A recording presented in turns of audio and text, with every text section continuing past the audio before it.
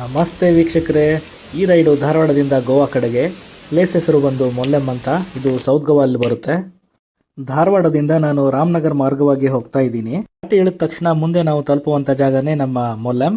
ನೋಡಿ, ನೆನ್ಪಿಟ್ಕೊಳ್ಳಿ, ನೀವು ಯಾವಾಗ ಇಲ್ಲಿ ಹನ್ಮೋಡ್ ಘಾಟಕ್ಕೆ ಬರ್ತೀರಾ, ಈ ದೂದ್ಸಾಗರ್ ಟ್ರೆಕ್ ಹೋಗುವಂಥವ್ರು ನೀವೆಲ್ಲೂ ರಿಸರ್ವೇಷನ್ ಏನು ಮಾಡಿಸ್ಕೊಳ್ಬೇಕಾಗಿಲ್ಲ. ಈ ಹನ್ಮೋಡಿಂದ ಒಂದು ಚೂರು ಮುಂದೆ ಹೋದರೆ ನಿಮಗೆ ಕ್ಯಾಸಲ್ ರಾಕ್ ಅಂತ ರೈಲ್ವೆ ಸ್ಟೇಷನ್ ಸಿಗುತ್ತೆ.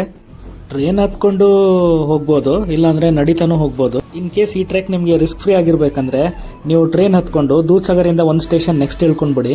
ಅಲ್ಲಿ ಗೋವಾ ಟೂರಿಸಂ ಡಿಪಾರ್ಟ್ಮೆಂಟಿಂದ ಅವರೇ ನಿಮಗೆ ಟ್ರೆಕ್ಕಿಂಗ್ ಕರ್ಕೊಂಡು ಹೋಗ್ತಾರೆ. ಮರಳಿ ನಾನು ನನ್ನ ರೂಟ್ ಬಗ್ಗೆ ಬರ್ತಾ ಇದ್ದೀನಿ. ಇವಾಗ ನೋಡಿ, ನಾವು ಈ ಹನ್ಮೋಡ್ ಘಾಟಿನ ಇಳಿತೀವಿ ನಮ್ಮ ಮೊಲ್ಲೆಮ್ನ ತಲುಪಕ್ಕೆ. ಈ ಘಾಟಿ ಎಷ್ಟು ಸುಂದರವಾಗಿದೆ ಅಂದರೆ ರಸ್ತೆ ಎರಡೂ ಬದಿಗಳಲ್ಲಿ ನಿಮಗೆ ಜಲಪಾತಗಳು ಸಿಗುತ್ತವೆ.